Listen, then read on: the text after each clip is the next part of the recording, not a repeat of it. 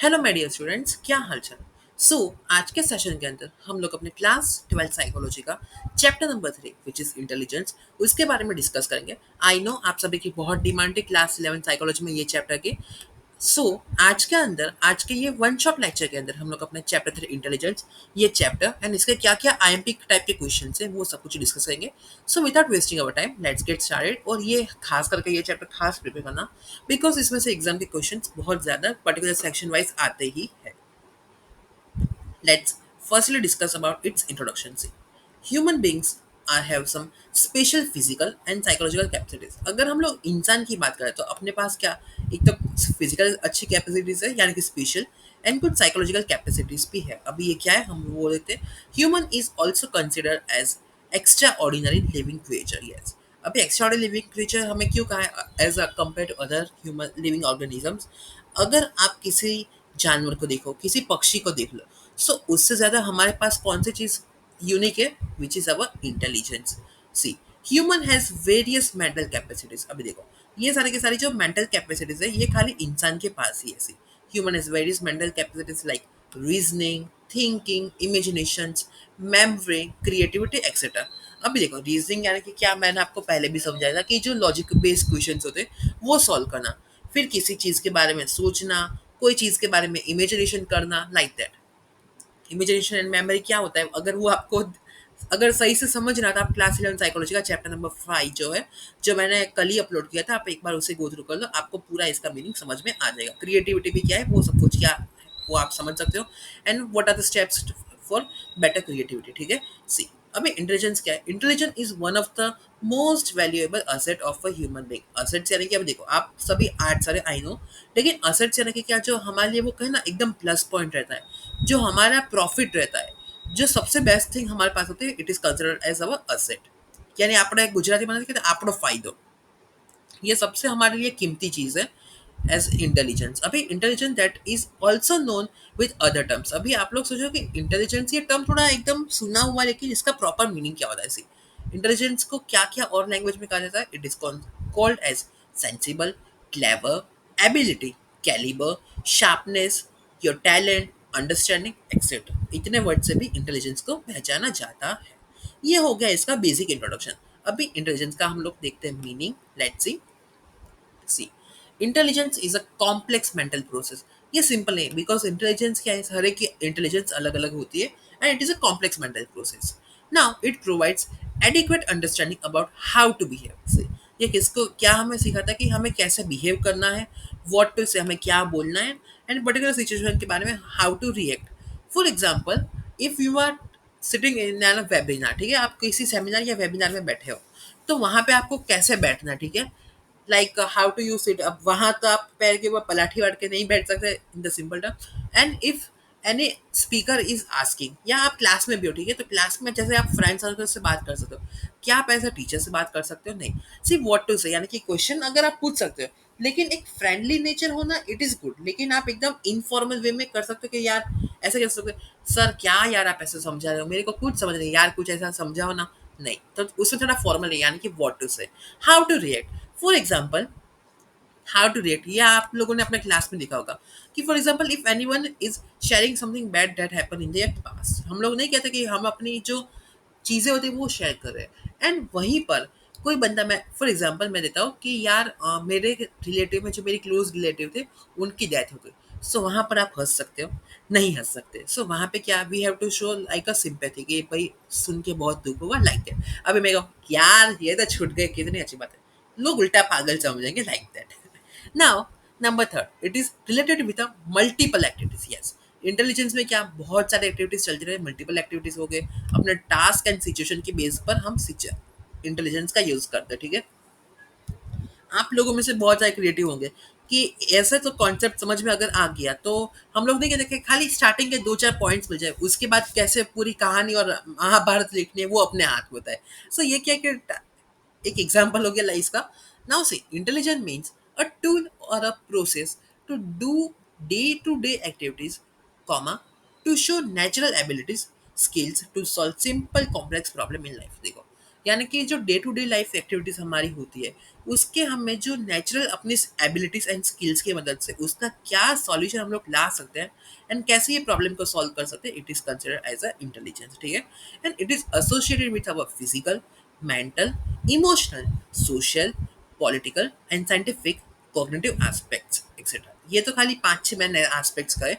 इसके बहुत सारे, जैसे कि फिजिकल अपना हो गया, अपना मेंटल, अपना emotional, social, political, scientific, cognitive और बहुत दूसरे बहुत सारे। And I will suggest for definition refer text book page number 27 and 28। देखो एग्जाम में ऐसा नहीं कि भाई आपको जो स्टार्टिंग है 1-2 डेफिनेशन पहले हो वही याद करना। देखो 4-5 अगर डेफिनेशन हो कोई बात नहीं, उसमें से आपको जो 1-2 ईज़ी लगे वो आप खाली प्रिपेयर कर लेना and you have to write about that. Okay, so ये एक बार चैप्टर अपने खत्म हो जाए उसके बाद हम लोग कैसे पेपर को प्रेजेंटेशन करना है वो भी सीख लेंगे। एंड खाली एक बार मुझे आप लोग कमेंट में लिख देना कि आपका जो बोर्ड एग्जाम का सिलेबस है, ठीक है? बोर्ड एग्जाम का नहीं, सॉरी, जो S1 के भी आपकी एग्जाम्स आएंगी उसका कितना सिलेबस है, सो उस स्पीड के अकॉर्डिंग हम अपने लेक्चर्स अपलोड करें, ठीक है? Now let's see the nature of an intelligence. See nature यानी कि इसका नेचर क्या है। See number one, it creates cognitive difference. It means combination of different mental powers और प्रोसेसेस। देखो कॉग्निटिव डिफरेंस में क्या करता है कि भाई अपने जो अलग अलग डिफरेंट मेंटल पावर्स है, ठीक है, ये सारी की सारी अपनी मेंटल पावर्स है, उसको कैसे प्रोसेस करना है एंड कैसे यूज करना है। लाइक अपने रीजनिंग पावर हो गई, किसी चीज को समझने की अंडरस्टैंडिंग हो गई, power of your imagination, decision making etcetera, ठीक है? सो कॉग्निटिव डिफरेंस करने में ये हमें हेल्प करता है intelligence. Number two, it helps to for abstract thinking ability. Yes, हम लोग नहीं कहते कि भाई आउट ऑफ बॉक्स सोचने के लिए, सो एक वो भी इसको कह सकते हैं। And it includes abstract mental ability of a human to understand. देखो यानी कि एब्स्ट्रैक्ट मेंटेलिटी से हम लोग क्या समझ सकते हैं एबिलिटी से, कि भाई इंसान का ह्यूमन जो है उसका बिहेवियर हो सकता है, फिर वर्बल टॉक हो गया, नॉन वर्बल, साइंटिफिक रूल्स, ये सब कुछ हम अपने इंटेलिजेंस की मदद से समझ सकते हैं। And it makes to learn abstract thinking with a certain words like justice, honesty, nobility, etc. ठीक है? Now let's discuss number 3, problem solving ability. अगर इंटेलिजेंस की मदद से हम लोग क्या कि भाई कोई प्रॉब्लम है, ठीक है, तो उसको भी हम लोग सॉल्व कर सकते हैं। Every individual has a insight for deep understanding of surrounding, past experience, likes, dislikes etcetera. यानी कि हम प्रॉब्लम सॉल्विंग किसकी मदद से कर सकते हैं? एक तो भाई अपनी कोई भी चीज़ के बारे में अगर डीप अंडरस्टैंडिंग होगी, ठीक है। अभी साइकोलॉजी का यही आप कॉन्सेप्ट टेक्स्ट बुक में पढ़ोगे तो आपको बोरिंग थोड़ा लग सकता है। अगर आप लोग रेफरेंस बुक बहुत सारी आती है, वो रेफरेंस बुक अगर आप आंसर पढ़ोगे तो बोरिंग लग सकता है, लेकिन एज कम्पेयर टू ये नोट्स आप लोग पढ़ोगे तो आप क्या एकदम इंटरेस्ट आएगा लाइक दैट। सो ये मेरी अंडरस्टैंडिंग की मदद से नोट्स मैंने इजीली बना दिए। अंडरस्टैंडिंग ऑफ सराउंडिंग हो सकता है, अपना कोई सब्जेक्ट के ऊपर हो सकता है, पास्ट एक्सपीरियंस। अभी आप लोग सोचो कि मैं ऐसे कॉन्फिडेंटली ये सब कुछ कैसे पढ़ा सकता हूँ। सी मैंने ये साइकोलॉजी अपने फैकल्टीज के पास पढ़ी है, तो मुझे आइडिया कि भाई ओके साइकोलॉजी में ये टॉपिक के अंदर ये आता है and it is my past experience, likes and dislikes also. अभी देखो मुझे पसंद है साइकोलॉजी पढ़ाना एज कम्पेयर टू मैथ्स। अगर भी मैं साइकोलॉजी जिस तरह से आपको इजी वे में समझा सकता हूँ, क्या इस वे में मैं अपने मैथमेटिक्स को आपको समझा सकता हूँ? नहीं, it depends on likes and dislikes. Now it helps to solve problems with practice. देखो ये ऐसे हम लोग किसी प्रॉब्लम को सॉल्व नहीं कर सकते। प्रॉब्लम सॉल्व करने के लिए क्या, उसके बारे में प्रैक्टिस। फॉर एग्जांपल अभी जो आपको सेशन इतना सिंपल वे में लगते हैं मुझे बनाने में, आप मेरा फर्स्ट वीडियो देख लेना जब मैंने यूट्यूब पे स्टार्ट किया था। तो क्या उस टाइम पे मुझे कैसे अपलोड करना है, कैसे क्या बोलना है, कैसे अगर कोई जगह पर पोज लेना है, कैसे ले सकते हैं, सो मुझे आइडिया नहीं था। सो प्रैक्टिस की मदद से अब मैं इजीली ये वीडियोस आपको अपलोड कर सकता हूँ विद द टाइम। ट्रेनिंग यानी कि मैं ट्रेनिंग में क्या हो सकता है कि हम लोग सीखते हैं वो, एंड अपना एक्सपीरियंस। जैसे कि ये चैनल मैंने आई थिंक लास्ट ईयर चालू किया, दिवाली के बाद मैंने चालू की थी। सो उस टाइम का जो एक्सपीरियंस था कि भाई कैसे रिकॉर्ड करना है, कैसे प्रेजेंटेशन अपलोड करने, how to speak and how to communicate. And अभी उस टाइम से लेके आज के टाइम पे देखो, सो क्या डिफरेंस आपको आप लोग देख ही सकते हो। सो ये हो गया मेरा एक्सपीरियंस में भी इसमें आ गया। Number 4, goal setup and decision making. Yes, मेरा गोल क्या था, सिंपल मैं आपको कहूँ तो मेरा गोल था कि भाई मुझे पढ़ाना पसंद है, I love to teach. And मेरा डिसीजन कि भाई एज मैंने देखा कि भाई क्लास 11th एंड 12th के ह्यूमैनिटीज यानी कि अपने आर्ट्स के लिए कोई ऐसे चैनल्स ही नहीं है कि भाई स्टूडेंट्स अच्छे से पढ़ सके। सो आई हैव कीप्ट गोल कि भाई मेरा जो पैशन टीचिंग का है उसको भी मैं फॉलो करूंगा। एंड मैं डिसीजन लिया कि अभी प्लेटफॉर्म, अभी ट्यूशन क्लासेस, अगर मैं गुजरात में पर्टिकुलर जो जगह से रहता हूँ, अगर मैं वहाँ पे करा तो स्टूडेंट्स इतने ना मिल पाए। लेकिन अपने ओवरऑल गुजरात में कितने सारे स्टूडेंट्स हैं, तो सभी स्टूडेंट्स का मेरा गोल था जो टीचिंग का, लोगों को सिखाने का। एंड मेरा डिसीजन था कि भाई सोशल मीडिया प्लेटफॉर्म की यूट्यूब से हम लोग कॉन्सेप्ट को मैं समझा सकता हूँ, like that. Intelligent gives a goal oriented behaviour. Yes, कि मेरा गोल क्या है कि भाई क्लास 11th एंड 12th के जो जीएससीबी बोर्ड स्टूडेंट्स को, आर्ट्स को, सभी एकदम बेस्ट वे में नोट्स एंड सब कुछ प्रोवाइड करना। Goal oriented behaviour to set up realistic goals है। देखो, अभी ये गोल रियलिस्टिक कह सकते हैं। अभी मैं ऐसा कहूँ कि भाई नहीं, मुझे तो मैं पढ़ा रहा हूँ, मुझे 1 मिलियन सब्सक्राइबर चाहिए। सो रियलिस्टिक गोल कह सकते हैं, लेकिन क्या टाइम लग सकता है, एंड ईयर्स भी लग सकते हैं, एक्सपीरियंस लग सकता है, like that. And to make proper decisions. अभी मान लो कि मैं हूँ, मैंने भी अपनी पढ़ाई आर्ट्स से की, ठीक है। अभी मैं कहूँ कि नहीं, चलो आर्ट्स से मैं क्लास 11 12 की साइंस वाले स्टूडेंट्स को पढ़ाऊंगा, और क्लास 11 12 का मैं अगर कहूँ तो चलो अकाउंट्स के आज से मैं क्वेश्चन सॉल्व करूंगा। मैंने ये सब कुछ पढ़ा ही नहीं, तो मैं कैसे समझ सकता हूँ, like that. So I have we need an idea for proper decision also, ठीक है। Number 5, adjustment with environment. Environment यानी कि ये पर्यावरण तो हो गया, लेकिन समाज को भी एनवायरनमेंट ही कहा जाता है। With the help of intelligence we can develop correct understanding. इसकी मदद से क्या, कि आपको भी पता है समाज में बहुत सारी अफवाहें भी फैलती है, लेकिन अच्छी इंटेलिजेंस की मदद से हम लोग क्या, कि भाई करेक्ट अंडरस्टैंडिंग, कि भाई ये चीज़ें तो उसके पीछे क्या क्या रीज़न है, प्रॉपर हम लोग करेक्ट अंडरस्टैंडिंग को कर सकते हैं। लाइक फॉर एग्जाम्पल, अगर स्टार्टिंग में जो उस टाइम पे, पहले के टाइम पे अगर बात करें, सो राजा राम मोहन रॉय का हम लोग एग्जाम्पल लेते हैं। विथ हिज करेक्ट अंडरस्टैंडिंग, सो उन्होंने क्या किया कि भाई जो सती प्रथा थी, दूध पीती ये सब कुछ था, तो उन्होंने क्या उसको एकदम हो सके उतना ट्राई किया कि भाई ये सब कुछ ना हो, with the help of correct understanding. And he provides us gender equality, कि भाई लड़कियों भी को भी उतना ही अधिकार है। एंड करेक्ट अंडरस्टैंडिंग में सावित्री बाई फुले का एक भी एग्जाम्पल ले सकते हैं, कि उनके हस्बैंड ने उनको सपोर्ट किया कि भाई लेडीज को भी एजुकेशन मिलनी चाहिए। फिर requirements and appropriate behaviour to adjust with various types of environment. अभी देखो, वेरियस टाइप्स ऑफ एनवायरनमेंट का मीनिंग क्या होता है। अभी बिहे आप हम सभी लोग समाज में रहते हैं, ठीक है। जो बिहेवियर अपना हम लोग मान लो कि फ्रेंड सर्कल में हो, वही बिहेवियर क्या पेरेंट्स के साथ हो सकता है, नहीं हो सकता। वही बिहेवियर क्या आपके टीचर्स एंड फैकल्टीज के साथ हो सकता है, नहीं हो सकता है। वही बिहेवियर आपका दूसरी जगह पर अगर आप जाते हो, लाइक मंदिर हो गया, कहीं पर भी जाते हो, क्या वहाँ पर आपका बिहेवियर ऐसा सेम टू सेम हो सकता है, नहीं हो सकता है। सो अलग अलग जगह पर हम लोग एज अ मास्क पहन के अलग अलग अपना बिहेवियर होता है, ठीक है। Now let's discuss contemporary approaches to intelligence. अभी इसमें से क्या देखो स्टूडेंट्स, देखो इसमें से मैं आपको कह दूं कि भाई ऐसे देखो, जैसे कि ये स्पीयरमैन की टू फैक्टर थियरी है। ये क्वेश्चन गारंटी से 2 मार्क्स या फिर 3 मार्क्स में आता ही आता है। ये क्वेश्चन आप लोग एकदम एकदम कौन समझ लो, क्योंकि ये क्वेश्चन के 2 फैक्टर थी है, तो एक तो डिफरेंस में भी आ सकता है, एंड पूरा डिटेल में, यानी कि 5 मार्क में तो नहीं आएगा, लेकिन 2 मार्क्स एंड 3 मार्क्स में ये गारंटी से क्वेश्चन आता ही आता है, ठीक है। And just give me a second. See, अगर हम लोग क्लास लास्ट ईयर के पीवाई क्यू वाइज अपना सिलेबस देखे, सो लास्ट ईयर ये जो चैप्टर था 13 मार्क्स का अपना आता था आउट ऑफ 100।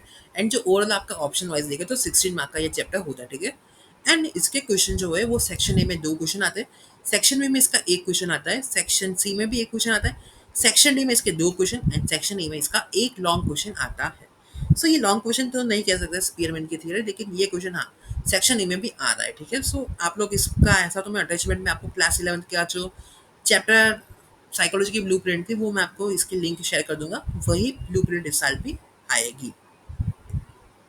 सी, बिकॉज क्या है, हम लोग देखें तो लास्ट ईयर का जो मैंने बोर्ड एग्जाम दी, सो ये क्वेश्चन पेपर जो अपने बेस होते हैं वो 2022 से लेकर 25 का जो क्वेश्चन पेपर है उसके अकॉर्डिंग ही अपने बनते हैं।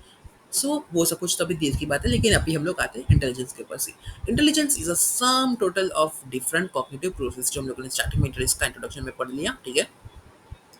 It helps to make environment. देखो ये क्या है, एक आंसर का, देखो ये हो गया एक अपने आंसर का एग्जाम्पल। इंट्रोडक्शन हम लोग कहते हैं ना, कि ये जो है वो अपने इंटेलिजेंस चैप्टर का इंट्रोडक्शन हो गया।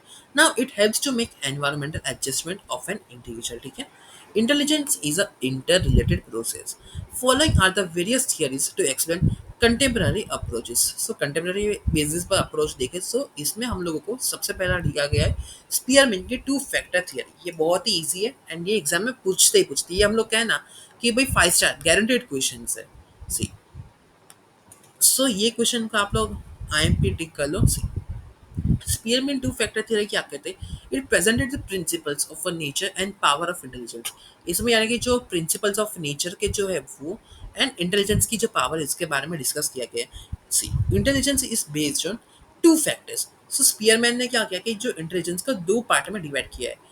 जनरल, जिसको जी फैक्टर भी कहा जाता है, एंड एस फैक्टर। एग्जाम में ऐसा भी पूछ सकते हैं कि भाई G factor and S factor समझाओ, सो कंफ्यूज मत होना। See number one is general factor. देखो ये है 1 2 3 4, यानी कि ये क्वेश्चन आप तक का इस साल गिन लो तो 3 मार्क्स में ये क्वेश्चन गारंटी से आ सकता है। ठीक है। सी जनरल फैक्टर क्या है? It is known as G factor and includes cognitive abilities of an individual. ठीक है, ये डिफरेंशिएट में पूछ सकते हैं इस फॉर्म में, इसलिए मैंने डिफरेंशिएट फॉर्म में लिखा है। सो देखो ये क्या कहता है? It is known as G factor, यानी कि इसको जनरल फैक्टर कहा जाता है। एंड इसके अंदर जो cognitive abilities of an individual जो हम लोग ऊपर डिस्कस की वो सारी की सारी आती है।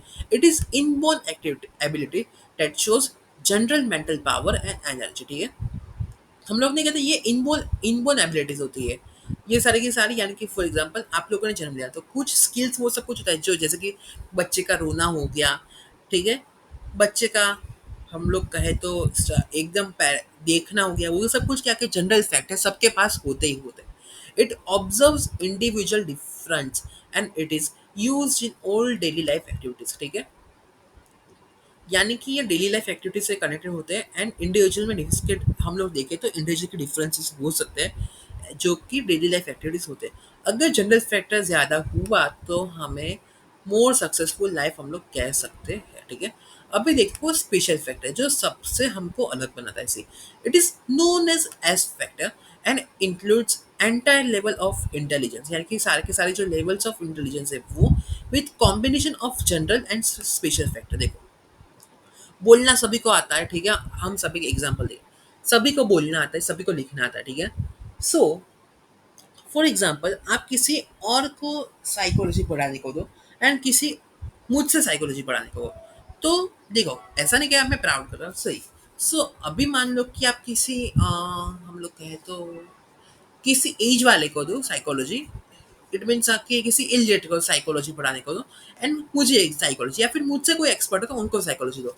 तो क्या कि भाई कोई स्पेशल होगा जिसकी मेरे से भी ज़्यादा अगर डिग्री एंड पोजीशन होगी, लेकिन जो मेरे पढ़ाने का तरीका होगा एंड उनके पढ़ाने का तरीका होगा वो अलग हो सकता है।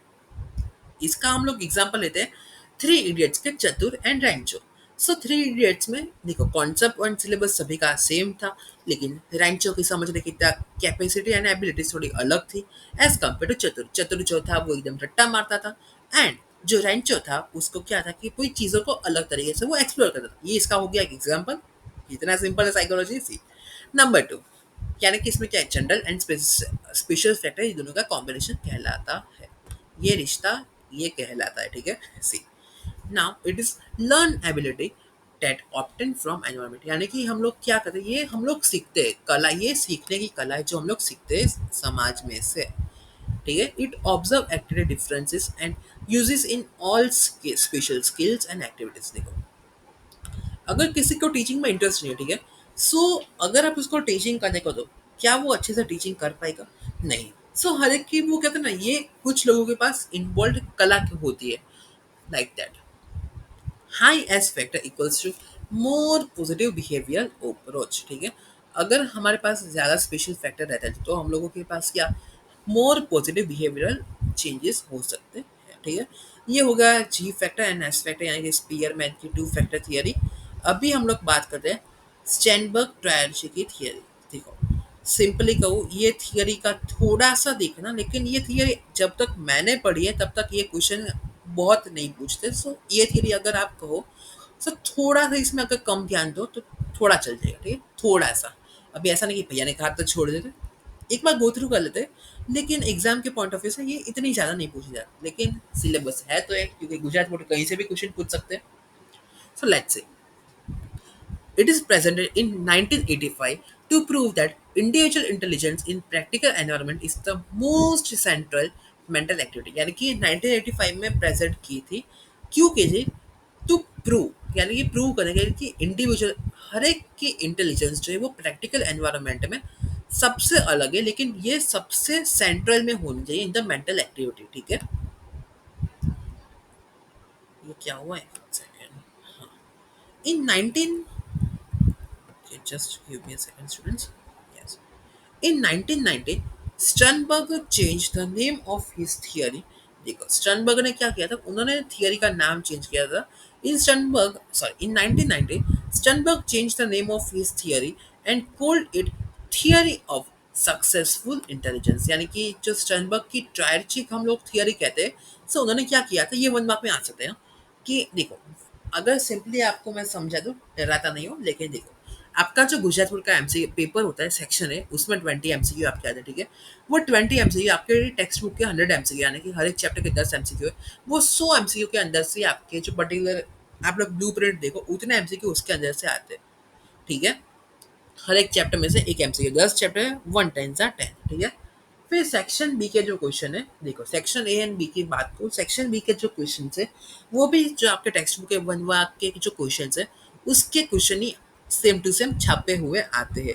सेक्शन सी डी में देखो पूरा टेक्स्ट बुक के उसके एक्सरसाइज से नहीं ली, लेकिन उसके कॉन्सेप्ट के अकॉर्डिंग आता है, ठीक है। So section C D and E के लिए आपको ये मेरे नोट्स है, वो उसको वही प्रेफर करने। सेक्शन ए के लिए आपको टेक्स्ट बुक के एमसीक्यू प्रेफर करने। सेक्शन बी के लिए आप जो टेक्स्ट बुक में डेफिनेशन दी गई हो, एग्जाम्पल दिए गए हो एंड जो क्वेश्चन दिए उसको ही सॉल्व करना है। And section C D and E के लिए खाली मेरे नोट्स ही पढ़ लो, बेड़ा पार हो जाएगा, ठीक है। देखो इन 99 ये हो गया, ठीक है भाई, जूम हो जा, स्टूडेंट्स को पढ़ने में प्रॉब्लम।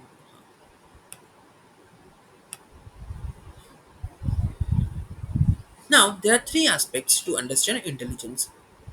So, इन्होंने इंटेलिजेंस को समझाने के लिए तीन पार्ट्स में, यानी कि तीन एस्पेक्ट्स ये, अभी तीनों को एक बार देख लेते क्या है, क्योंकि सिलेबस है तो ये देखना तो पड़ेगा।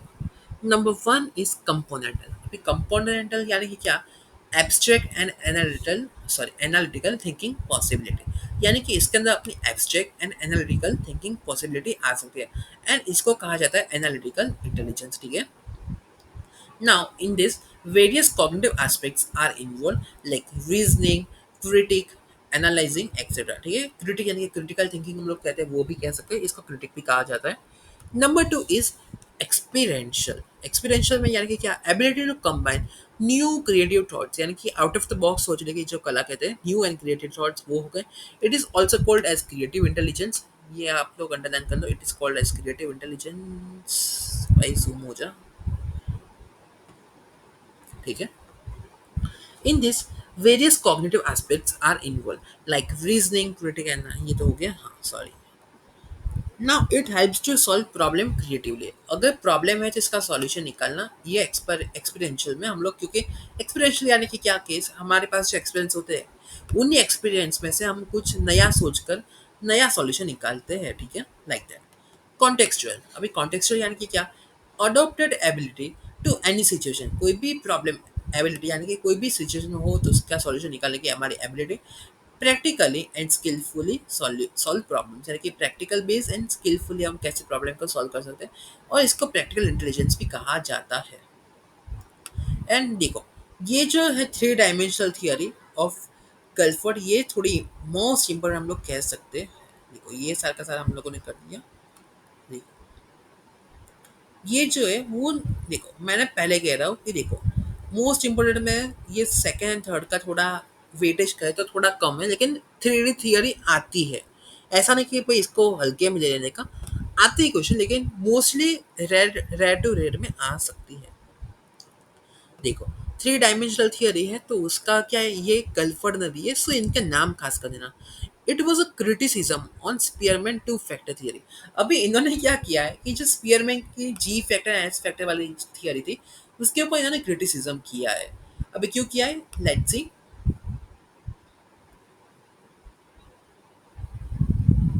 देखो, Gulford claimed that intelligence is a combination of many factors, that G and S factors. He gave this theory to understand several factors of an intelligence. अभी देखो, जो स्पीयरमैन है, ठीक है, तो उन्होंने क्या किया कि खाली दो फैक्टर के ऊपर ही ध्यान दिया, कि general factor and special factor.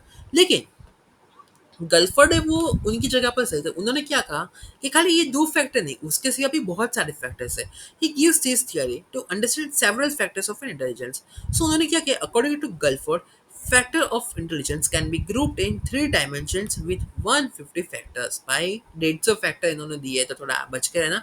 इन्होंने खाली चाहे 2 फैक्टर में खत्म कर दिया था आना था, लेकिन इन्होंने तो 150 फैक्टर दिए और इन्होंने खाली 3 पार्ट में डिवाइड किए। सो ज़्यादा डिटेल में नहीं जाते, सो अपने टेक्स्ट बुक के अकॉर्डिंग सो ये 10 डिवीजन कर दिए। Number 1 is operation. ऑपरेशन के अंदर आ जाता है अपना इवोल्यूशन की थियरी हो गई, यानी डाइवर्जेंट थिंकिंग हो गई, कन्वर्जेंट थिंकिंग हो गई, मेमोरी एंड कोग्निशन। सो ये आ गई अपने ऑपरेशंस के अंदर, ठीक है। कंटेंट, कंटेंट के अंदर आता है अपना visual, auditory, symbolic, semantic and behavioural, ठीक है। ये बिहेवियर, ये सारे के सारे हो गए अपने कंटेंट्स।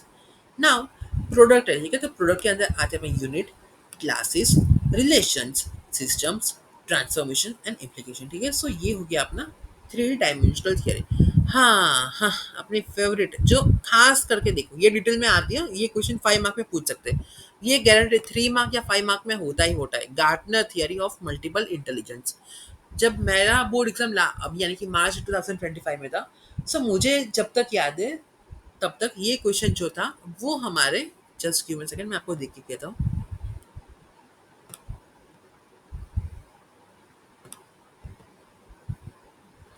सी, ये हमारा क्वेश्चन जो था वो सेक्शन डी में इसका क्वेश्चन आया था कि एज पर Gardner's characteristics of intelligence explain linguistic, logical, mathematical and musical intelligence, ठीक है। फिर state the table of distribution in IQ, यानी कि ये क्वेश्चन सेक्शन डी में आते हैं। एंड सेक्शन ई में भी इसका क्वेश्चन था जो एक बहुत ही इजी एंड इंटरेस्टिंग टॉपिक है, गिफ्टेडनेस करके, वो सेक्शन ई में इसका क्वेश्चन आया था। वो मैं आपको समझा दूंगा, डोंट वरी। सो गार्डनर चाचा को हल्के में मत लेना, आ सकते हैं। अभी देखो, ये देखते हैं क्या है इनकी theory. Gardner theory is presented in 1983 to give multiple ability to understand and intelligence, ठीक है। According to the Gardner, intelligence develop, see, according to the Gardner, intelligence is develops perspective of an individual, यानी कि intelligence क्या develop करते हैं, हम सभी का perspective of an individual to use it appropriately in various situation, यानी particular situation के अंदर हम लोग अप्रोप्रिएटली वे में कैसे सॉल्यूशन ला सकते हैं, वो उन्होंने कहा। सो उन्होंने क्या किया कि कोई 8 तरह के सजेशन दिए। He gives 8 types of intelligence, यानी कि 8 प्रकार के इंटेलिजेंस है, दे आर एज फॉलोज। देखो, जब स्टार्टिंग में मुझे ये समझने में इतनी हार्ड लगती, लेकिन ये बहुत ईजी है। देखो, नंबर 1 इज लिंग्विस्टिक। अभी देखो, लिंग्विस्टिक में क्या करते हैं कि we use in language basis. अभी हम लोग लिंग्विस्टिक यानी कि क्या, लैंग्वेज का यूज करते हैं इन द टास्क। देखो, यानी कि लैंग्वेज का हम लोग कहाँ कहाँ पर यूज करते हैं, बोलने के लिए, पढ़ने के लिए लाइक स्पीकिंग के लिए हम लोग यूज करते हैं, रीडिंग करने के लिए यूज करते हैं, सुनने के लिए listening, writing etcetera. It shows work ability, यानी कि देखो, अगर ये लिंग्विस्टिक यानी कि अगर भाषा की कला किसी के पास हो, तो वो क्या कर सकता है, it can be ability of an becoming an author, salesman, editorial staff of print media, mass media etcetera, ठीक है। अभी देखो, फॉर एग्जाम्पल मेरे पास अगर गुजराती लैंग्वेज का अच्छा सा नॉलेज है, ठीक है, नॉट मैं कह रहा हूँ कि भाई प्रॉप इतना भी एकदम डिटेल में, लेकिन अगर मेरे पास बोलने की एंड अच्छे से समझाने की कला है, ठीक है। सो अभी देखो, मैं जो डिग्री कर रहा हूँ वो मैं यही कर रहा हूँ, मास मीडिया एंड कम्युनिकेशन की। सो लिंग्विस्टिक, अगर अगर किसी के पास लैंग्वेज की अच्छी कला, तो ये सारे के सारे LSRW इसको कहा जाता है, speaking, reading, like that, listing, speaking, reading and writing. अगर किसी के पास लैंग्वेज में अच्छा हो, तो वो ऑथर बन सकता है, सेल्समैन बन सकता है, एडिटोरियल स्टाफ बन सकता है प्रिंट मीडिया का, मास मीडिया यानी कि जो न्यूज़ एंकर के जर्नलिस्ट जर्नलिस्ट हो गए, न्यूज़ एंकर हो गए, रिपोर्टर हो गए, वो सब कुछ भी कर सकते हैं। फिर आते हैं लॉजिकल एंड मैथमेटिकल। अभी आप लोगों को पता होगा कि भाई दूसरे सब्जेक्ट में, फॉर एग्जाम्पल आपके क्लासमेट्स में भी कोई ऐसे होंगे जिनको लॉजिक बेस यानी कि मैथ्स के जो स्टैटिस्टिक्स एंड प्रोबेबिलिटी के क्वेश्चन इतने इजीली वो सॉल्व कर देते हैं, एज कम्पेयर टू उनको अगर अगर आप एसएस के जो चैप्टर है वो सब कुछ समझाने को कहो, लाइक दैट। सो देखो, लॉजिकल मैथमेटिकल की क्या, we can use in computational work like reasoning, arguments, etc. It shows work ability of a, देखो अभी किसी के पास लॉजिकल बेस और मैथमेटिकल वे दोनों की अगर वो, तो वो क्या कर सकता है, it can become an advocate, फिर वो बन सकता है लॉजिशियन, वो बन सकता है जज, detective, spy, accountant, scientist etcetera, अगर इसके पास logic base and mathematical way skills हो तो ठीक है। अभी हम लोग बात करें नंबर 3 विच इज स्पाशियल। देखो स्पाटियल भी कहते हैं, स्पाशियल भी कह सकते हैं, it depends on your how to you pronounce that. से स्पाटियल यानी कि क्या, it can be used in forming modifying drawing, यानी कि 2D या 3D ड्राइंग्स होती है उसको जिसके पास कला यानी कि अपने जो आर्टिस्ट होते हैं ठीक है। आप लोगों में देखा होगा कि भाई वो क्लासेस में एकदम फ्री टाइम पे भी नोटबुक के टाइम पे अगर कोई टीचर पढ़ा रहा हो तो वो एकदम वो फ्लावर हो सकते कोई क्यूब 3D शेप हो गया लाइक कुछ भी बना के एकदम वो 2D 3D करते हैं। तो ये कला को कहा जाता है स्पार्टिया। सो अगर किसी के पास ये कला तो it shows work of train drivers. Yes, train driver भी हो सकते हैं, नेविगेटर ऑफ अ शिप्स। देखो इसकी वजह से आप लोग नेविगेटर ऑफ शिप भी बन सकते हो, पायलट हो सकते हैं, इंजीनियर हो सकते हैं, आर्किटेक्चर्स हो सकते हैं, पेंटर हो सकते हैं, सर्जन्स एक्सेट्रा। सो ये हो सकता है with the help of spatial intelligence. ठीक है। Now let's discuss about bodily and kinetics. Yes, ये भी एक इम्पोर्टेंट, जब इनकेस फॉर एग्जांपल आप लोग डिग्री करते हो in the bachelors of journalism and mass communication, so आपको principles of mass communication and journalism के अंदर यही आपको बॉडीली एंड काइनेटिक्स पहले सिखाया जाएगा। देखो इसके अंदर क्या होता है, it in this we use in movements of hands. देखो यानी कि हम लोग आप लोगों ने देखा होगा कि बॉडी लैंग्वेज जो हम लोग कहते हैं इसमें बॉडी लैंग्वेज के बारे में बात होती है कि भाई आप किसी के साथ कैसे हैंडशेक करते हो, आप कैसे बैठते हो, कैसे एकदम आप बॉडी को स्ट्रेट अपना पोस्चर रखते हो, ये सब कुछ इसके अंदर like body movements of hands, feet, head, fingers, torso etcetera. It shows work of a sport. देखो अभी इसके अंदर क्या क्या आता है, अगर किसी के पास बॉडी एंड काइनेसिक्स की अगर अच्छी नॉलेज रही तो वो क्या कर सकते हैं, अभी वो अगर हम लोग देखें so see with this ability it shows work of a sportsman. ठीक है, स्पोर्ट्समैन की इसमें बात होती है। फिर हम लोग बात कर सकते हैं क्राफ्ट्समैन, डांसर्स, एक्टर्स एक्सेट्रा, ये सारे के सारे लोग भी इसमें आ सकते हैं। Now number 5 is interpersonal. देखो इंटरपर्सनल यानी कि क्या, in this use to understand nature habits. ठीक है, यानी कि इसके अंदर हम लोग क्या समझते हैं कि किसी का नेचर क्या है, किसी की हैबिट्स क्या है, किसी की लाइक्स, किसी के डिसलाइक्स, किसी का एटीट्यूड, किसी की फीलिंग, इमोशंस, किसी के क्या मोटिव्स है, किसी की क्या पर्सनालिटीज है ऑफ अदर पीपल एक्सेट्रा। इसमें हम लोग खुद के बारे में तो सोचते ही है लेकिन ज़्यादा हम लोग फोकस करते हैं दूसरों के ऊपर। अगर किसी के पास ये एबिलिटी हो it shows work of a teachers. Yes teacher. So अगर ये हैबिट है लाइक डिसलाइक्स, एटीट्यूड, फीलिंग, अगर ये सब कुछ किसी के पास अगर हो इंटरपर्सनल की ability so it shows work of a teacher, trainers. देखो लाइक ट्रेनर यानी कि क्या, कि जो फैकल किसी के आप लोगों ने देखा होगा भाई सेमिनार्स लेते हैं वो हो गए, किसी कंपनी में अगर आप चले तो आपको ट्रेनिंग दी जाती है कि भाई वहाँ पर काम कैसे होता है लाइक दैट। ठीक है। फिर पॉलिटिशियन, देखो पॉलिटिशियन क्या क्या कर रहे हैं, फिर वो आपके फीलिंग के साथ कर रहे हैं कि अगर आप हमें वोट देते तो हम ऐसा करेंगे लाइक दैट, हम ये करेंगे वो करेंगे। फिर प्रीस्ट हो गए, सोशल वर्कर हो गए एक्सेट्रा। अभी आप लोगों ने बहुत सारे ऐसे सोशल वर्कर्स एंड वेलफेयर वाले भी देखे होंगे। सो उन वो लोग क्या करते हैं कि भाई फॉर एग्जाम्पल मैं आपको एग्जाम्पल दूँ, मैं नाम तो नहीं लूँगा इसमें, लेकिन वो लोग क्या करते हैं कि भाई जो ओल्ड एज वाले लोग होते हैं या फिर जो एकदम रास्ते पे होते हैं ठीक है, सो उनको एक बेटर आश्रम है वहाँ पर बना के, यानी कि एक होम स्टे बना के उनको वहाँ पर रखें ताकि वो एक अच्छे से रह सके, उनको सुकून भरी लाइफ मिल सके लाइक दैट। सो ये सब कुछ क्या अगर किसी के पास अपनी स्किल हो इंटरपर्सनल तो कर सकते हैं। ठीक है। फिर हो गया musical. Yes, music is very powerful. Now it is used to identify, discover the volume, pitch। देखो pitch यानी कि क्या, अगर आप धीरे बोल रहे हो वो, अगर आप जोर से बोल रहे हो वो। देखो in this and special tunes of a singers, music instrument, it shows work of a देखो यानी कि अगर किसी के पास म्यूजिक की अच्छी एबिलिटी हो तो वो क्या बन सकता है, it can become musician, singer, composer, director, music appropriates etcetera. For example अभी मैं आपको इसका समझाऊँ, अगर आप काम करते वक्त एकदम बोर हो रहे हो ठीक है, एंड एज अपने गुजराती का भी नवरात्रि का टाइम चल रहा है, सो अगर आप लोगों ने देखा होगा कि भाई वर्क के टाइम पे एकदम आप शांति से काम कर रहे हो and एकदम बोरिंग लग रहा है, तो मेरी बात करो तो मैं क्या करता हूँ फिर एकदम हाई बीट्स वाले जो अपने गुजरात की लाइक गरबा एंड डाकला एंड वो सब कुछ होते हैं, सब हम लोग वो प्ले करते हैं, तो एकदम क्या एकदम हाई एनर्जी आ जाती है। क्यों? With the help of the power of music. And एकदम कई बार एकदम आपको शांति चाहिए एंड एकदम आप सैड फील करते हो, उस तरह के भी सॉन्ग है लाइक रे कबीरा करके जो अपना सॉन्ग है, कैसी तेरी खुद गर्जी, लाइक वो वाला जो है, वो ट्यून सुनते तो हमको कैसा एकदम खुद से एकदम कनेक्ट करते हैं, लाइक दैट। जो आई थिंक रेखा है या कैसे पर्टिकुलर सिंगर है, जस्ट उन्होंने गाया था, just give me a second.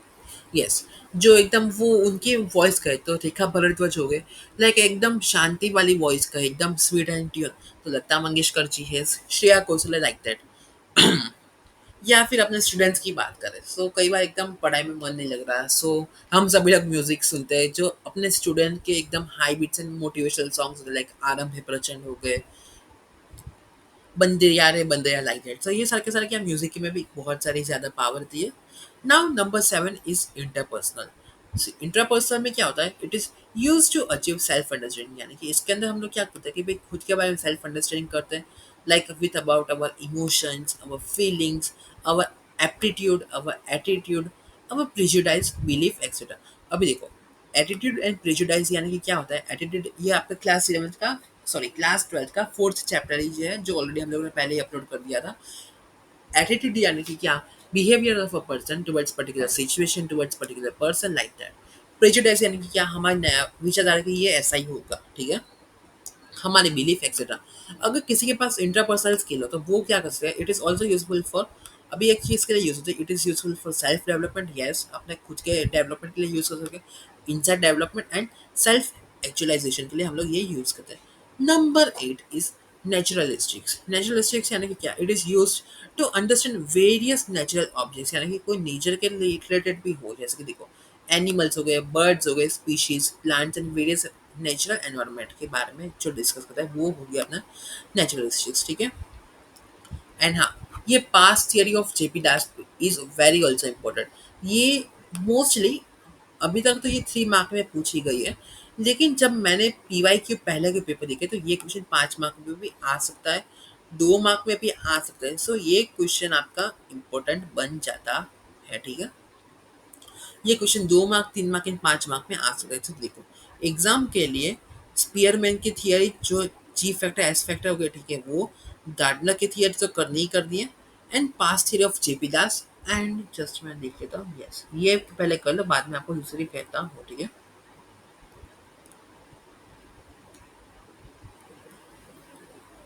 देखो, पास्ट थियरी ऑफ जेपीडास, सो इन्होंने क्या किया, it is opposite theory of ji factor, यानी कि जनरल फैक्टर ये उसके ऑपोजिट है।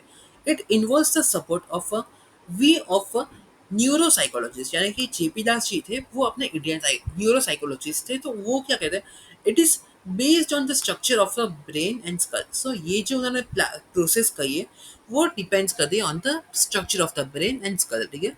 In this theory is called PASS theory. PASS यानी कि क्या, चार जो लेटर है, planning, attention, arousal and simultaneous. So इन्होंने इसका शॉर्ट फॉर्म कर दिया पास थियरी। देखो, सबसे पहला फेज है अपना प्लानिंग, फिर आता है अटेंशन, फिर आता है एरोजल, एंड बाद में आता है सिम्युलेटेनियस प्रोसेसिंग एंड सक्सेसिव प्रोसेसिंग, ठीक है। अभी हम चारों को वन बाय वन देख लेते हैं, just give me 1 minute. So let's start with our topic number 1 which is planning. देखो, प्लानिंग इसके अंदर क्या होता है, it decides how to solve problem. अब देखो, कोई प्रॉब्लम है तो हम सबसे पहले क्या करते हैं, कोई पर जगह पर जाना हो या फिर कोई भी चीज़ के बारे में डिसाइड करना, हम लोग क्या करते हैं, प्लानिंग करते हैं। Decides how to solve problem and changes behaviour according to, यानी कि सिचुएशन के ऊपर भी हम लोग क्या अपना बिहेवियर इसमें रखते हैं, ठीक है।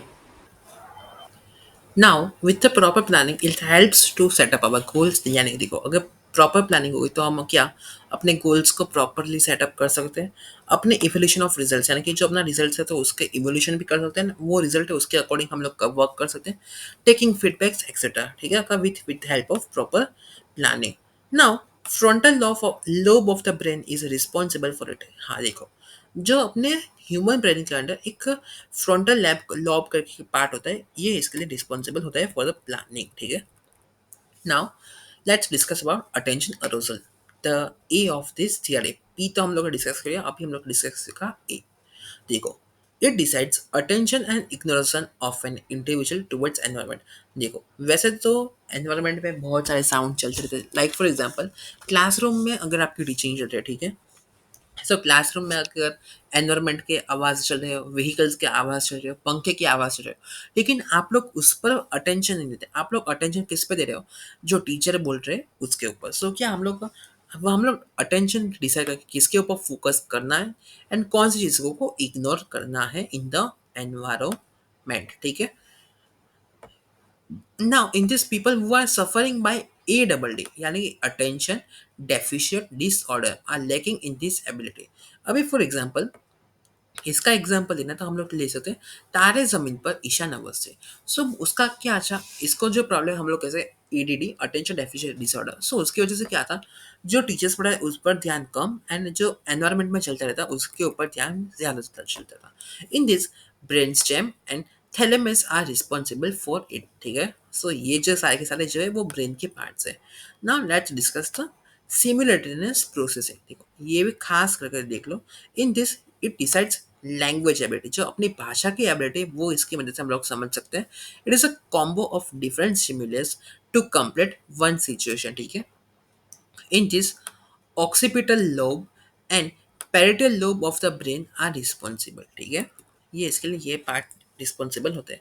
Now let's discuss the successive processing, यानी कि इसके अंदर हम लोग क्या कर सकते हैं, it decides how to writing and reading ability, यानी कि इंसान की reading ability and writing ability इसकी वजह से हम लोग डिस्कस कर सकते हैं।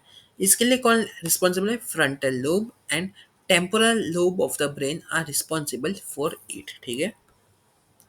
Now let's discuss what is IQ. देखो अभी मेजरमेंट ऑफ इंटेलिजेंस, यानी कि इसके अंदर अभी हमारा पार्ट पार्ट टू होता है चैप्टर का चालू, which is measurement of intelligence. इसके अंदर आईक्यू टेस्ट एंड क्लासिफिकेशन जो दिए गए उसके बारे में हम लोग डिस्कस करेंगे, ठीक है? Let's say what is IQ and what is mental as. IQ है इसका फुल फॉर्म में intelligent quotient, and mental as यानी कि वो क्या है। नाउ देखो इट मींस मेंटल एज यानी कि क्या, it means the level of a mental development, यानी कि इसके अंदर क्या आता है, level of a mental development आ जाता है of an individual related to the environment. समाज से कंपेयर में किसी का मेंटल डेवलपमेंट कितना हुआ है, जो मानसिक विकास हम लोग कहते हैं, वो आ जाता है इन विच ही शी लिव्स। इसका एग्जाम्पल हम लोग देखें, किसी नॉर्मल पर्सन की मेंटल एज एंड जो अभी मूवी आई थी सितारे जमीन पर, सो जो स्पेशल चाइल्ड थे उनकी mental age age compare to their age, ठीक है? Now it is measured from birth of the child, यानी कि ये कब मेजर की जाती है? बच्चे के बर्थ के टाइम से। It To decide the mental age, we need to the count and correct count number of correct answer given the test. So mental age निकालने के लिए हम लोग क्या IQ टेस्ट करते हैं, जिसके अंदर हमें प्रॉपर कितने आंसर वो दे रहा है उसके अकॉर्डिंग हम इसकी मेंटल एज निकाल सकते हैं। यानी कि किसी अगर बच्चे की आप लोगों ने देखा होगा तो वो अपने एज से ज़्यादा सोचता होगा, एंड कोई बड़े लोग होंगे वो अपने एज से कम सोचेंगे। So it depend on the mental age. Mental age and physical age totally different हो सकते हैं without any problem. In this, Stanford Binet give test to measure mental age. So उन्होंने क्या किया था, मेंटल एज मेजर करने के लिए उन्होंने टेस्ट दिया है, वो उसके बारे में हम लोग देखते हैं। A bright child has a higher mental age and average child has a lower mental age. देखो ये डिफरेंस क्या है, अगर कोई ब्राइट चाइल्ड है ठीक है तो उसकी हायर मेंटल एज हो सकती है, एंड एवरेज चाइल्ड है उसकी लोअर मेंटल एज हो सकती है। अभी इंटेलिजेंस क्वेश्चन यानी कि आईक्यू का जो आप लोगों ने सुना है ये क्या होता है वो देखते हैं। देखो आईक्यू ये जो कॉन्सेप्ट है वो स्टर्न ने दिया, स्टर्न क्लिनिकल साइकोलॉजिस्ट है। See it means level of intelligence of an individual, यानी कि लेवल किसका कितना इंडिविजुअल का इंटेलिजेंस है वो। To find the formula to find IQ is intelligent question, यानी कि IQ equals to mental age upon chronological age divided by 100। देखो इसका सिंपल देखे तो एम ए, यानी कि अपने मेंटल एज जो हम लोगों ने टेस्ट में निकाली वो, क्रोनोलॉजिकल एज यानी कि जो फिजिकल एज होती है वो। देखो इसका फॉर्मूला होता है M A upon C A multiply by 100, ठीक है? ये इसका फॉर्मूला है, खास करके इंपॉर्टेंट है तो गो थ्रू कर लेना। अब देखो इंटेलिजेंस टेस्ट क्या है और किसने कौन से दिए हैं वो देखते हैं। Now see intelligence test.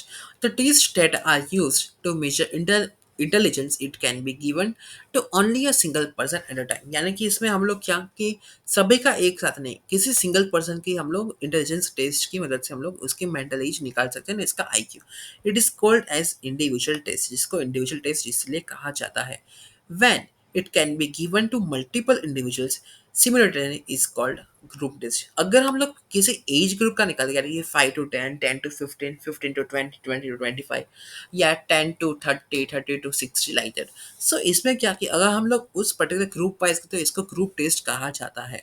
और आईक्यू के अंदर हम लोग क्या किसी के वर्बल एंड नॉन वर्बल दोनों के इसमें पार्ट्स आ जाते हैं टेस्ट के अंदर। अभी देखो, आईक्यू टेस्ट में लोग क्या इसमें क्वेश्चंस आपको पूछे जाते हैं, आपको पिक्चर बेस्ड क्वेश्चन आ सकते हैं, कोई पर्टिकुलर डायलॉग्स हो सकते हैं, कोई मैथमेटिकल या किसी चीज़ के बारे में कैलकुलेशन, एंड मोटर टास्क यानी कि चल के दिखाओ, बोल बैठ के दिखाओ, दौड़ के दिखाओ, लाइक दैट। सब मोटर टास्क हो सकते हैं। एंड पर्टिकुलर साइकोलॉजिस्ट ने अलग अलग आईक्यू टेस्ट दिए जो इस प्रकार से है। देखो, number 1 is Stanford Binet IQ test. देखो, ये सारे के सारे इसमें इंपॉर्टेंट रहते हैं। अभी देखो, स्टैनफोर्ड ने ये जो है वो डेवलप इन 1905 में किया था। It was revised several times in, देखो उन्होंने ये जो टेस्ट दिया था, सो ये क्या था आईक्यू टेस्ट। सो वो रिवाइज हुआ है सेवरल टाइम, जैसे कि 1916 में, 1937 में, 1960 में, 1973 एंड 1986। दिस टेस्ट इंक्लूड्स, देखो उन्होंने क्या क्या ऐड किया था, रीजनिंग क्वेश्चन ऐड किए थे, विजुअल एक्टिविटीज ऐड की थी, एंड शॉर्ट टर्म मेमोरी की एक्टिविटीज, यानी कि ये चीज़ कितनी याद कितनी रहती है वो। देखो, it is used world wide to calculate intelligence of a children up to 18 years. So इसकी मदद से हम लोग क्या 18 ईयर्स की जो एज है उसकी इंटेलिजेंस हम लोग निकाल सकते हैं, ठीक है। ये हो गई स्टैनफोर्ड के बिनेट आईक्यू टेस्ट की। अभी हम लोग बात करते हैं बैचलर्स का स्केल। बैचलर्स ने एक स्केल निकाल दी थी, it is useful to measure intelligence from child to adult, यानी कि बच्चे से लेके एडल्टहुड में जब चाहते हैं उसकी एज ग्रुप की टेस्ट निकालने, एज निकालने के लिए आईक्यू टेस्ट यूज होती है। देखो, it gives measurement of IQ from the age group of 16 years to 64 years, ठीक है। It includes verbal and performance based activities. देखो इसके अंदर क्या आती है, अपनी verbal activities and performance based activities आ जाती है। After 1981 it was revised and decided into two parts, यानी कि इसको क्या किया गया कि भाई रिवाइज किया गया और 1981 में इसके दो पार्ट बन गए, विस्क यानी कि WSISC एंड WPPSI एंड, ठीक है। अभी देखो इसमें क्या आता है, नंबर 1 इज विस्क, यानी कि bachelors intelligence skills for children, यानी कि 6 से 16 साल के लिए, and bachelors pre school and primary scale for intelligence which is useful for 4 to 6.5 years, ठीक है। अभी हम लोग बात करते हैं रेवेंस का इंटेलिजेंस टेस्ट। देखो, रेवेंस का जो इंटेलिजेंस टेस्ट था, this test is free from the effects of a language, यानी कि इसके अंदर क्या language and effects of a language and culture, because it is a non verbal. इसमें कोई लैंग्वेज भी प्रॉब्लम नहीं है, कल्चर भी कोई प्रॉब्लम नहीं, क्योंकि यानी कि क्यों, क्योंकि इसमें नॉन वर्बल ग्रुप टेस्ट किया गया था जो कि यूजफुल इन एजुकेशनल फील्ड्स, ठीक है। ये एजुकेशनल फील्ड्स के लिए यूज होता है। इट इज कॉल्ड आरपीएम, इसको क्या कहते हैं आरपीएम, क्योंकि it is full form is Raven's progressive matrix. It is useful to age group between 5 years to adult, ठीक है।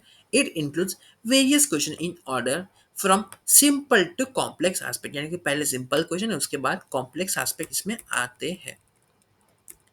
फिर आता है अपना कॉफमैन का इंटेलिजेंट टेस्ट। कॉफमैन ने भी एक इंटेलिजेंट टेस्ट दिया था। So see, Kaufman developed several psychologists and educational tests for children. So Kaufman ने क्या किया, several psychologists and educational tests किए थे चिल्ड्रंस के ऊपर। He developed two edition of his test, namely KBIT and KAIT. KBIT जो था वो चिल्ड्रंस के लिए बनाया गया था, एंड केट जो था वो एडोलेसेंट्स एंड एडल्ट्स के, यानी कि टीनेज से लेके एडल्ट्स के लिए बनाया गया था। This test is prepare to understand and to calculate educational achievements, ये एजुकेशनल अचीवमेंट्स को कैलकुलेट करने के लिए बनाया गया था। Now distribution of IQ, see, it includes IQ for mentally challenge to gifted person. देखो एक टेबल आपके टेक्स्ट बुक में दिया गया होगा, जो पेज नंबर 38 में दिया गया होगा, टेबल नंबर 3.2, इसको गो थ्रू कर लेना, ठीक है। नाउ ये क्वेश्चन आपका खास करके एग्जाम के लिए आ सकता है, गिफ्टेडनेस के ऊपर। देखो गिफ्टेडनेस यानी कि ये क्वेश्चन लास्ट ईयर 5 मार्क्स में मेरे एग्जाम में पूछा गया था। सो उसको समझने के पहले एक आपको मैं डायग्राम सिखा रहा वो डायग्राम आपको कर लेना है। देखो एक सर्कल, ठीक है, सॉरी फॉर दैट। देखो सर ड्राइंग पे मत जाना भाई क्योंकि माउस में करे। सो देखो एक सर्कल, बाद में दूसरा सर्कल। ये आपके टेक्स्ट बुक में ऑलरेडी डायग्राम दिया गया है, ये डायग्राम आपको ड्रॉ करना ही करना है एग्जाम के लिए। ये आएगा high intelligence, high creativity and high motivation. So ये तीनों का जो कॉम्बिनेशन है वो होता है गिफ्टेडनेस। अभी देखो, अभी आईक्यू का जो टेबल दिया गया है उसके अकॉर्डिंग एक बार आप देख लो कि क्या किसका आईक्यू होता है वो। अभी गिफ्टेडनेस यानी कि high intelligence, high creativity and high motivation. अभी कोई इंटर गिफ्टेडनेस है यानी कि हम लोग ये गिफ्टेड चाइल्ड है। तो देखो इसके अंदर क्या क्या आता है। A person is having very high mental ability through heredity, यानी कि ये किसी को अगर हम लोग ये कहते हैं कि पेरेंट्स और हेरिडिटी से मिलती है तो उस पर्सन को कहा जाता है gifted person. Gifted people are showing high cognitive ability, यानी कि इनके अंदर क्या होता है। एक तो हाई कॉग्निटिव एबिलिटी होती है, हाई क्रिएटिविटी यानी कि कोई पर्टिकुलर सिचुएशन के बारे में हाई क्रिएटिविटी होती है, एंड मोटिवेशन उनके अंदर भरा भरा रहता ही है। दे आर हाईली एक्सेप्शनल और they have high level of self efficiency and self esteem, यानी कि उनको खुद के बारे में ज़्यादा रहती है कि भाई वो कैसे बेटर वे में कर सकते हैं। They found in all socio economical group of the world, यानी कि ये हर एक दुनिया के कोने में पाए जाते हैं। देखो किसी को अगर आपको पहचान कि वो गिफ्टेडनेस है, अभी देखो हम सब भी हो सकते हैं इसके अंदर। सो देखो उस बंदे का तो पर्सन वो इज विद आईक्यू स्कोर 130, अगर किसी का आईक्यू स्कोर होता है वो 130, the person shows I high IQ in individual group test, ठीक है, जो ग्रुप टेस्ट होता है उसके अंदर दे गुड हायर ग्रेड्स। देखो वो हायर ग्रेड्स अचीव कर दे in the schooling levels. Judgement and evolution through parents, उनके अंदर judgement and evolution through parents होता है। सोशल एंड इमोशनल मैच्योरिटी होते हैं, जैसे कि हम लोग इसका एग्जांपल देखें तो कह सकते हैं अपना Rancho in the Three Idiots movie, ठीक है। अभी हम लोग बात करते हैं यस अडोप्टिंग बिहेवियर, यानी कि एडजस्टमेंट नेचर उनका होता है। जैसे कि उन्होंने रेंचो ने किस तरह से पढ़ाई स्टडी की थी वो सब कुछ तो हम लोग थ्री इडियट्स मूवी में देखा ही है, ठीक है। एडजस्टमेंट नेचर था उनका, फोकस्ड एम्बिशन की भाई उसको डिग्री लेनी थी एंड जो बेटर वे में सीखना था सब कुछ। सेल्फ इवेल्यूशन हो सकता है। Strength of motive are the factors that helps to identify this gifted children, ठीक है। जैसे कि आप लोगों ने देखा होगा कि वो बोर्ड पे अपने लेवल से ज़्यादा एज के लेवल के क्वेश्चन सॉल्व करता था लाइक दैट, ठीक है। Now let's see some features and characteristics. In this high level, self pride and self efficiency, अगर किसी के पास हाई लेवल हो सके इनके स्टडीज में, खुद के सेल्फ प्राइड करते हो एंड सेल्फ एफिशिएंसी है वो, क्रिएटिव होते हैं, इनोवेटिव हो सकते हैं in having good insight to solve the problem. हम लोग कई बार क्या सोचते हैं कि यार प्रॉब्लम का कैसे सॉल्यूशन निकाले। सो वो कैसे एकदम झट से एकदम अलग वे में सोच के इसका सॉल्यूशन निकालते हैं वो हो सकता है giftedness. In this they have more skillful, more mature as compared to age, intelligent in different fields of academic and non academic। ऐसा जरूरी नहीं कि भाई वो सब कुछ एकेडमिक वे में ही हो सकता है, वो नॉन एकेडमिक वे में भी हो सकता है, ठीक है। In this ability to analyse, reasoning, enthusiasm and self motivated, ठीक है। सो उनके अंदर क्या हो सकता है, वो अलग अलग एबिलिटी भी हो सकते हैं, लाइक सेल्फ एनालिसिस में हो सकता है, रीजनिंग में हो सकते हैं, एंथुजियाज्म हो सकता है एंड सेल्फ मोटिवेटेड हो सकते हैं। Sometimes they are introvert, yes कुछ हो सकते हैं लाइक मी इंट्रोवर्ट। देखो इंट्रोवर्ट यानी कि क्या होता है कि फिर वो खुद की कंपनी में ज्यादा एंजॉय करते हैं एज कम्पेयर टू एकदम उनको भीड़ भाड़, ठीक है। एंड प्रेफर आइसोलेशन, जैसे कि हाँ मुझे मेरी बात करो या किसी आप में भी होंगे कि भाई आपको शांति ना अकेले रहना ज़्यादा पसंद है एज कम्पेयर टू भीड़ भाड़, ठीक है। सो हम लोग ये लोग क्या करते हैं as we are gifted childrens. So gifted childrens के अंदर ये स्किल होती है कि भाई उनको अकेले रहना ज़्यादा पसंद होता है, the art of being alone हम लोग कह सकते हैं। ना अभी हम लोग गिफ्टेडनेस की तो बात कर ली। अभी देखो इंटेलेक्चुअल डेफिशिएंसीज, अभी डेफिशिएंसी के बारे में थोड़ी हम लोग इंटेलिजेंस में बात कर रहे हैं। सो लेट्स सी, देखो it is related with disturbance in mental and psychological process. अगर किसी के साथ मेंटल और साइकोलॉजिकल प्रोसेस में कोई डिस्टर्बेंस हुआ है तो वो इंटेलेक्चुअल डेफिशिएंसी के अंदर आता है। It is also called as mental retraction, ठीक है। The people who are suffering with this deficiency are having very low IQ, facing problem to adjust with environment। हम लोग नहीं कहते कि भाई कई ऐसे होते हैं जो हम लोगों ने एग्जाम्पल के लिए आप लोग देखो, सितारे ज़मीन पर हो जो स्पेशल चाइल्ड्स दिखाए गए थे, सो क्या कि वो सोसाइटी में एडजस्ट करने में थोड़ा उनको प्रॉब्लम हो रहा था एज़ कम्पेयर टू अदर्स। लेकिन उनको भी कम नहीं समझना चाहिए। जैसे कि मैंने उस मूवी में सीन देखा था कि लास्ट में वो लोग मैच हार जाता है। हम लोग क्या कहते थे, सो वो कहते हैं यार हम लोग हार गए। लेकिन वो क्या कहते हैं कि भाई हम लोग सेकंड रैंक पे जीते। और वो नहीं कहते कि भाई मेरी मम्मी कहती कि एक से भले दो टू लाइक दैट। सो ऐसा नहीं सोचते कि भाई वो कम बुद्धि के लाइक दैट, लेकिन as compare to psychology so उनका IQ लो होता है एंड वो लोग एडजस्ट करने में थोड़ा उनका प्रॉब्लम होता है इन द एनवायरमेंट। ठीक है। Now they are having low learning and grasping capacity। जो चीज़ें कोई एक दो बार में समझ सकता है उनको ऐसा ज़रूरी है कि वो चार पांच टाइम लग गए, थोड़ा ज़्यादा टाइम भी लग सकता है। एंड अमेरिकन साइकेट्रिक एसोसिएशन, ये बहुत ही इंपॉर्टेंट एक एसोसिएशन है, gives a definition of an intellectual deficiency in 1968। उन्होंने 1968 में definition the. For this refer text book page number 39 and 40। आपको यहाँ वहाँ पर डेफिनेशन मिल सकती है। ठीक है। Now as per the research of American psychiatric association, so उन्होंने क्या किया कि चार level of mental deficiency and reduction के दिए गए। Let's see, number one is mild. अगर माइल्ड लेवल पर देखें तो बिटवीन 50 to 60। अगर किसी का IQ 50 से 69 पे आता है तो वो माइल्ड लेवल ऑफ डेफिशिएंसी है। फिर आ गया मॉडरेट। मॉडरेट में क्या आता है बिटवीन 35 to 49। फिर आता है सेवर। सेवर के अंदर आता है between 20 to 34। And profound. Profound यानी कि जो एकदम कम लेवल ऑफ IQ है, जो है बिलो 20। एंड अगर आपको इसके फीचर्स एंड कैरेक्टरिस्टिक्स चाहिए तो for that refer text book page number 40 and table number 3.3, जो एकदम डिट्टो आपको कॉपी टू कॉपी इसको समझ लें। ओके, सो यहाँ पे अपना जो सिलेबस का चैप्टर नंबर 5 है वो होता है खत्म। आई होप आपको कोई डाउट्स नहीं होगा। And if you have any doubts and आपको कोई कौन से चैप्टर ऐसा आ रहे हैं या आपको कोई पर्टिकुलर प्रॉब्लम हो रही है किसी चीज़ के अंदर, तो आप मुझे फ्री फील टू शेयर, आप मुझे कमेंट कर सकते हो। I will try to solve that problem. मिलते हैं बहुत जल्द next lecture. Take care and bye bye.